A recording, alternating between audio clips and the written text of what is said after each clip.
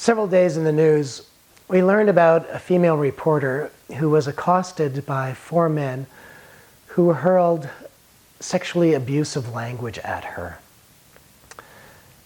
She very calmly turned the tables on them, had the camera rolling, and asked them why they thought this was funny.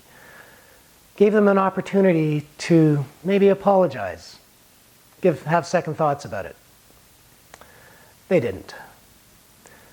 Good on her, though, for staying calm and, in fact, turning the tables on this abusiveness that they were hurling at her. That abusiveness is a good example of some really negative elements of bro culture. Bro culture, well, it might show up in all kinds of places. It might be around the water cooler at work. It might be in the school. It might be in the locker room. It could be in your home. It could be in the boardroom. When you hear it and see it, you know it. It's an environment in which guys nurture really negative attitudes sometimes about women and girls, maybe racist things. All kinds of things come out in that environment. And it can be extremely caustic and derogatory, demeaning, and degrading. It fits with an issue that might be, in fact, the great moral issue of our century, which is discrimination against women.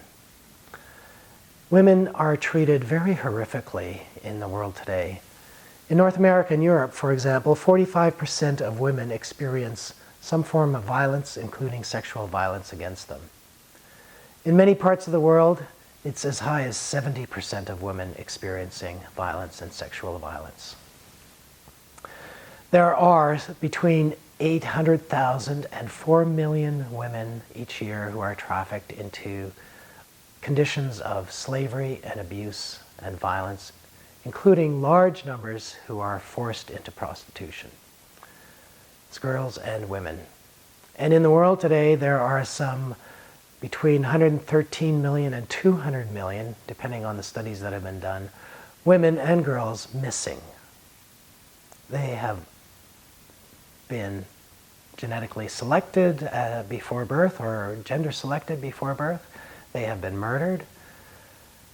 They haven't been cared for, and so they've died. Bro culture is part of this, or can be, when it's negative, part of this negative reality. But bro culture could also be part of changing the attitudes of men and boys, raising them to rather respect and honor women. And this action of the reporter to turn the tables is one way in which maybe we can nudge that culture forward. There's another way, and that is that you could learn stories of women in your life and in your community who in some ways could be held up as heroes. I think of a friend of mine, Odette, who was raised in a northern remote community.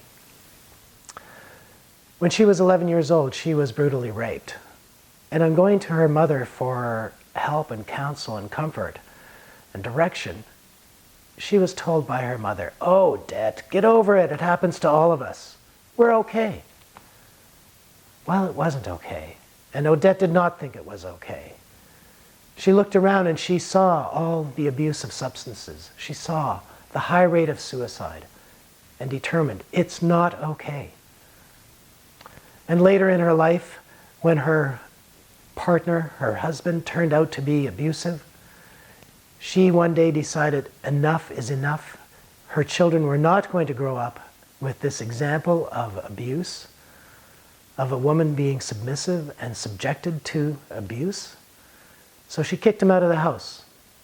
And it was indeed her home. She was a successful senior manager in a large organization. She overcame all kinds of obstacles and she put an end to the abuse. It was not going to be passed on to her children. My recommendation is that you learn the stories of the women in your neighborhood and in your community and in your family, among your friends. Learn the stories of men who have stood up to that kind of abusive attitude.